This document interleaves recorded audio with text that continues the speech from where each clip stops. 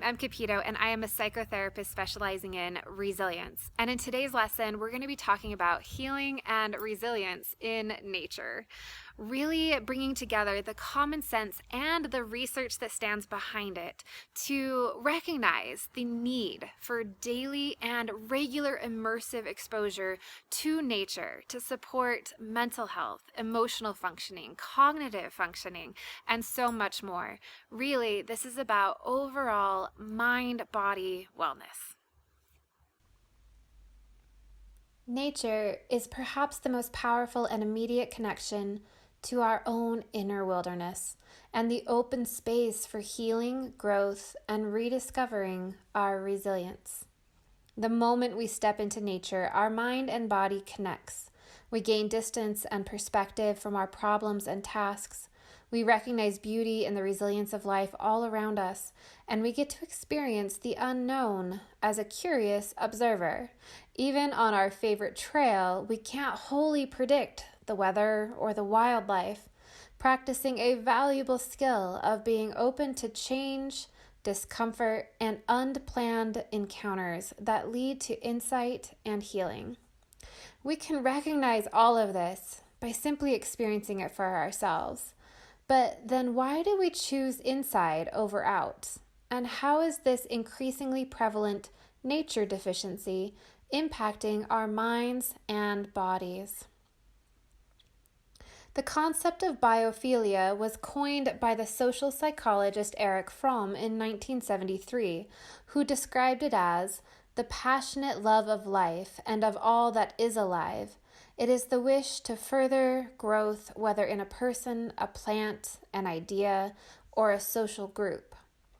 It was popularized further by Harvard entomologist E.O. Wilson, who focused the definition further as the innately emotional affiliation of human beings to other living organisms, recognizing this connection as an evolutionary adaptation to support our survival and our own sense of fulfillment.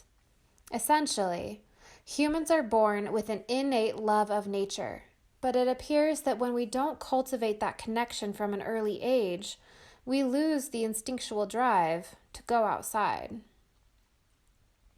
Through a convergence of modern structures and technology, combined with an eroding sense of self-awareness and cultural values, nature is further away than ever before. Consider that 99.9% of human evolution has occurred outdoors. And yet, in 2008, the World Health Organization reported that for the first time in human history, more people live in urban areas than in rural ones. Over just the past century, we've effectively contained our lives inside concrete jungles, divorced from the actual wild, what Florence Williams, the author of The Nature Fix, calls an epidemic dislocation from the outdoors. Trees are contained in sidewalks and parks, flowers in tidy garden beds. Every discomfort of the elements is kept at bay, with great irritation when we must endure the endless miracle of rain, snow, or wind as we run from door to door, back to our climate-controlled comfort. We even exercise indoors, running in place in rows of treadmills. But within a sterile, controlled existence, we easily become lost in distraction, lost in our own thoughts, lost in our own lives. We don't even recognize the loss, as studies reveal what researchers call forecasting errors in our estimations of the impact of nature. We consistently undervalue how happy we will feel in nature, while overvaluing how happy we will feel while doing other activities, like watching television or checking our phone, by the way, on average, 1,500 times per week. In removing nature from our lives, we've lost the counterweight to our own internal ruminations. We've lost the space to listen beyond ourselves. In one generation, the rate of children going outside every day has dropped from 79% to 29%.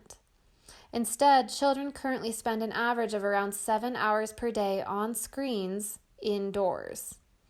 The consequences of this overdose of the indoors is becoming increasingly apparent, including vitamin D deficiencies, obesity, depression, loneliness, and anxiety. Even our eyes require sunlight to develop properly. In parts of Asia where children have particularly been raised without daylight, the rates of nearsightedness in teenagers has surpassed 90%. Relief is waiting outside, in nature, where we are called to appreciate the deep mystery of being alive and to acknowledge being vitally connected to all that exists, as Jon Kabat-Zinn reflected. Simply being present in the outdoors amongst a life that continues onward without any human orchestration nourishes a broader perspective focused on what's good rather than on the now distant problems that previously threatened to become our undoing. Nature naturally pulls us out of a self-absorbed trance of endless worrying, planning, and doing, and into something much bigger than ourselves. Numerous studies invite us outside for our own benefit, demonstrating that a dose of nature makes us healthier, more creative, more empathic, and increases our level of engagement within our relationships and communities. Out in the fresh air, there is simply more space to breathe, to step back, to discover possibility, and therein, our liberation. In one of the largest collections of data around happiness and environmental factors, George McCarran from the University of Sussex has gathered millions of random data points using his app, Mappiness, since 2010. Users are pinged twice per day and report in on their mood and activity, while GPS draws in their exact location, the weather, and other factors. As he concluded, on average, study participants are significantly and substantially happier outdoors in all green or nature habitat types than they are in urban environments. The other finding, 93% of the time, participants were inside when they were pinged. Would the correlation between nature and happiness hold true for those who are already depressed? Or would time alone in nature lead to negative rumination? A 2012 study demonstrated that the simple act of walking in nature spurred both cognitive and mood improvement in those with major depressive disorder. And as more and more adults report suffering from anxiety, multiple studies have documented a sustained decrease in anxious symptoms, including overthinking, hyperarousal, and panicked thoughts from nature-based interventions. Fostering a resilient nervous system, a regular dose of nature shifts the body's entire physiological state, returning us to a parasympathetic rest and digest mode, both physically and mentally. This effect is demonstrated in a Japanese study comparing forest walks with urban ones. Compared to the city, the woodsy setting led to a 12% decrease in cortisol levels, a 7% decrease in sympathetic nerve activity, and drops in blood pressure and heart rate. The participants walking in nature also reported decreased anxiety and improved mood. Another study dating back to 1986 demonstrated these benefits just by looking at nature scenes as compared to urban buildings. Participants hooked up to EEG units showed higher alpha wave activity when viewing nature, the wavelength associated with relaxation, meditation, and increased serotonin. This impact on our nervous system, as well as other aspects of nature, also directly impacts our ability to think, including memory, planning, creativity, and focus. In a 2008 paper out of the University of Michigan, researchers start out strong. Imagine a therapy that has no known side effects, was readily available, and could improve your cognitive functioning at zero cost. They go on to illustrate this nature therapy through 2 experiments validating the beneficial impact on both cognitive and emotional functioning. In a 2015 Danish study, researchers concluded that nature enhances creative ways of thinking and recharges the directed attention needed to develop those ideas. Nature presents an opportunity to think strategically and openly about problems and opportunities in our personal and work lives. Nature clearly impacts every aspect of our bodies and minds, Perhaps one of the most vital to note physiologically is our immune system.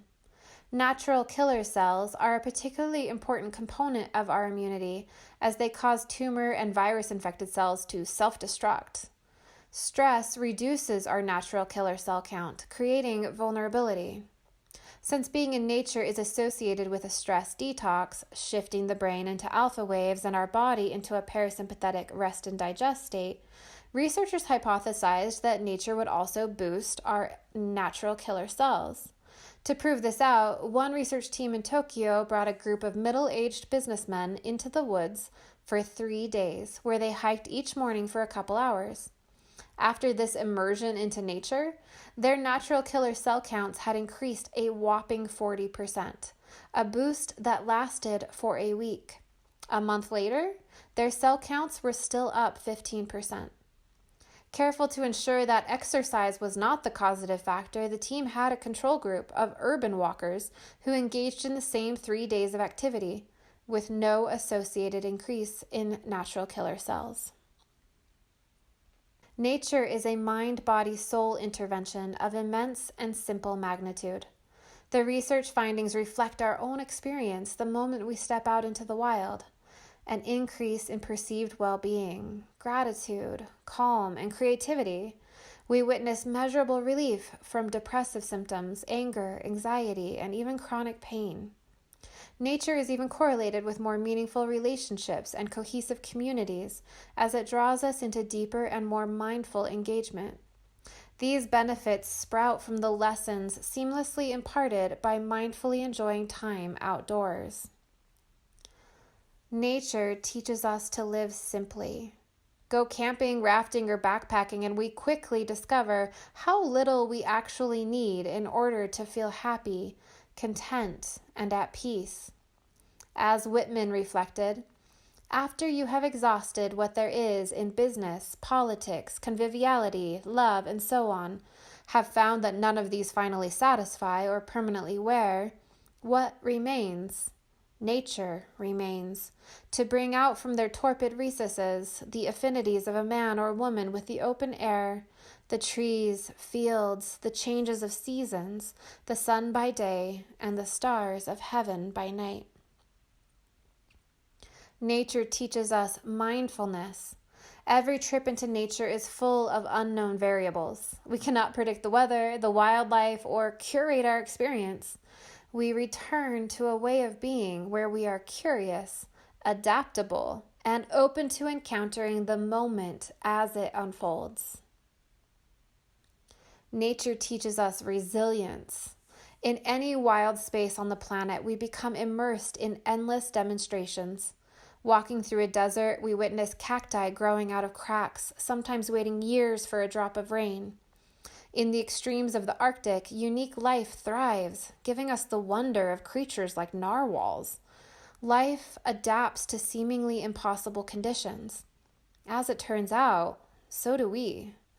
The English novelist John Fowles wrote, "The deepest thing we can learn about nature is not how it works, but that it is the poetry of survival."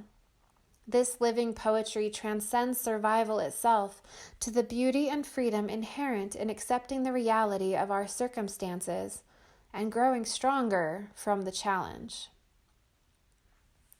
Nature calls us to surrender to our own wild.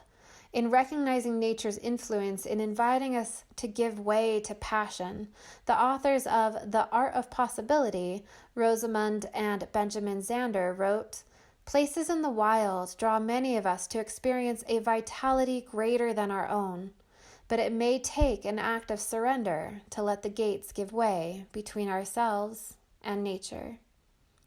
In all aspects of the wild, we witness the simple honesty in the cycle of life. We're all born, we flourish, we die. There is a call to passion in the time of life, that brief window to flourish without fear, and there is beauty and meaning even in death, in the continuation of life in new forms. Every ending is also a new beginning, instilling within us the resilient mindset of the hero's journey.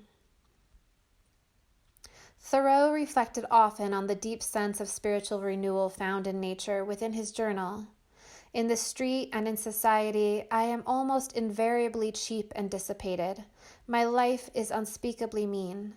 But alone in distant woods or fields, in unpretending sproutlands or pastures tracked by rabbits, I come to myself. I once more feel myself grandly related, and that the cold and solitude are friends of mine. I suppose that this value, in my case, is equivalent to what others get by church-going and prayer. I come to my solitary woodland walk as the homesick go home. It is as if I always met in those places some grand, serene, immortal, infinitely encouraging, though invisible, companion, and walked with him.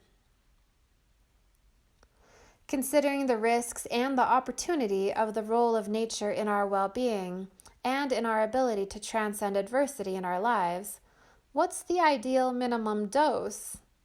Well, the Finnish suggest at least 5 hours of mindful nature immersion per month.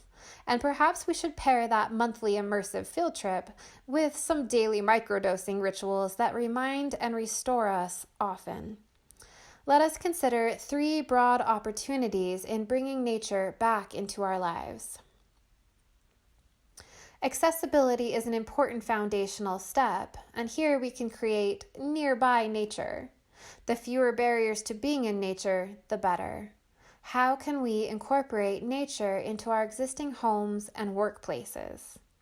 First, let nature in. Literally invite it inside. It doesn't stop at indoor plants. We can also bring in fountains, fish bowls, paintings, or photographs of nature scenes, sand trays, wood elements, and rocks. Second, we can create inviting outdoor spaces that draw us out of our homes and offices. Add a bench or other outdoor seating or picnic tables. Create comfortable spaces on patios, including shaded areas or umbrellas. Hang chimes and bird feeders. Plant a garden. This is an opportunity to step out of our comfort zones and into the wild more often, a practice that will be most sustainable if we intentionally integrate nature rituals into our daily lifestyle. Options could include gardening, taking a daily walk, tending to your yard, drinking our first cup of coffee on the porch outside, taking our lunch outdoors, or going on a daily run or bike ride. One of the beautiful opportunities inherent in nature is that it's a natural multitasker. When we go outside, we intentionally engage in self-care, move our bodies, improve our sleep, absorb sunlight and breathe deeper, and ease into mindfulness as we are forced to focus on just this moment in navigating and encountering the wild. As a bonus, we can take a loved one with us and engage in a meaningful encounter with one another. The Japanese ritual of forest bathing, or Shinrin-yoku, reflects this understanding. Forest bathing is a mindful field trip into the woods, letting nature into your body through all 5 senses to create balance with civilized life. Created within a culture that coined the term karoshi, or death from overwork, fitting given that the Japanese are known for working longer hours than any other developed country. Consider your own excursions into nature as field trips. Practice noticing all 5 senses. What do you see, hear, smell, taste, and touch? Take your meditation practice outside as often as you can. Whether a seated or walking meditation, hold a soft gaze as you bring your focus through one or all 5 of your senses. Mysterious and wonderful encounters occur when we sit still in nature. Where is the space for your wild? As John Muir so aptly put it, keep close to nature's heart and break clear away once in a while and climb a mountain or spend a week in the woods. Wash your spirit clean. In these field trips into nature, both the small daily doses and the more immersive retreats to our original home, we can detox from the buildup of chronic toxic stress eroding our resilience, creativity, quality of life, and longevity. We rediscover ourselves reflected in the wild, and therein find inspiration to grow into our current challenges and bloom anyway.